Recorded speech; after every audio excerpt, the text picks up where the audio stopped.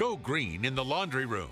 Think about a front loader. Front-loading washers use 38% less water and 58% less energy. Regardless of your type of washer, try washing your clothes in cold water. 90% of the energy used in doing your laundry goes to heating the water. New cold water detergents are now available to make sure your clothes get just as clean.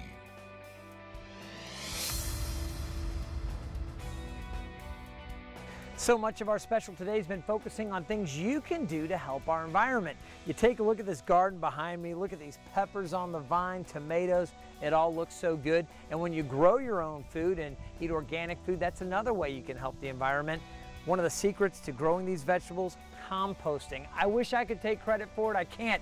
Tal White from White's Nurseries here, and this is your baby here. You're growing all of this. I certainly am. Well, a little help from the family, but the compost, that's what really gets things going very, very well. And it takes me about 2 months to get the compost ready to put into the soil before I put the plants in. Well, I got to take a look at how you do this, and you say it's something that pretty much anybody can do. Yeah, it's very easy for anybody. I mean, I do it basically when I walk from the back of the house, head over to work, and I've got a compost pile that I just put my compost, and anything green or that's growing green, you can put right in there, and it takes a very short time. All right, let's take a look. So this is the composting bin right here, and what you saw in there, basically different vegetables, plants, and things that are just deteriorating or composting. Yeah, they're composting, they are. In fact, I turned this just last night before you came, and I got some more stuff to add in there. The grass, I don't know if you can see any of that right there, is one of the things that really I get a lot of because I've got a lot of grass when I cut. But I throw anything in there, soil, any of the pots that I may grow, and they don't turn out. You may see some immature tomatoes or tomatoes that have the end rot in there. Now, do animals get into this? Is this something that can be a real problem? I see you've got a nice sturdy plastic composting bin that I think would keep animals out. It would. Well, the best thing and the easiest way to keep animals out is you don't want to put any, I want to say like table scraps. So I try to put anything green or anything that's been grown on a green plant in there. Now my wife continues to put eggshells and put in there, but you know, those sort of things, they're great for tomatoes, they're great for roses, but also animals, and there's still lots of animals wherever you are. May want to come and visit. So we keep any meats out, any oils out, any fats out, anything like that. Anything that's from a meat producing animal, we don't want to put in there. People have been composting for a while, so there's actually some kind of cool accessories to help you with it. What's this thing?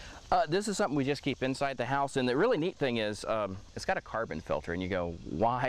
And the big deal is this stuff smells. I mean, as it composts. And that's some table scraps. Yeah, I mean, that's really table scraps. Right? And I mean, there's a couple different things in there. I mean, just potatoes from last night meal. As I said, my wife likes to throw the eggshells in for the tomatoes and the roses. Right. And just all sorts of things. Some cucumbers. Yeah, tomatoes, cucumbers. Coffee grounds? Is that right? Coffee grounds are in there too.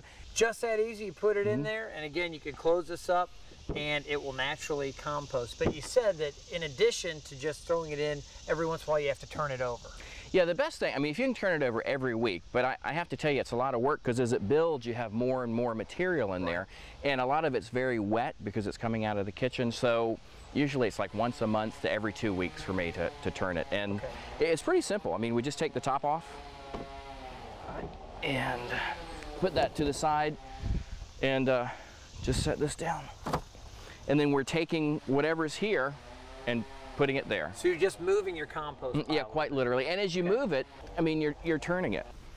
Tal, as we're doing this, I'm taking a look here and thinking, you know, this is a great topsoil mix, but this is stuff that otherwise would just be going to the landfills or wherever. This is a big help. Yeah, that's exactly right, because everything that you have that's green or growing in the kitchen that you're just throwing away now or going down the garbage disposal, you can bring out and compost. And that's like 20–25% of whatever we throw away. When you go to a landfill, it's things that could have been compost. And that's including yard waste too. You think about it, I mean, it makes a big difference. It does. Hey, thank you so much. Nearly a quarter of the solid waste sitting in our country's landfills could be going into a compost pile instead. Okay, still looking for ways to make a difference? We have a couple more next. Cook with a microwave when possible. Microwaves use between 1/5 and 1/2 as much energy as conventional stoves. To cook food faster, place it on the outer edges of a rotating tray rather than in the center, allowing more microwaves to interact with the food. During warm weather, when air conditioning is in use, microwaves generate less radiant heat, reducing the energy load on your air conditioner. Stay tuned. More Project Green is next.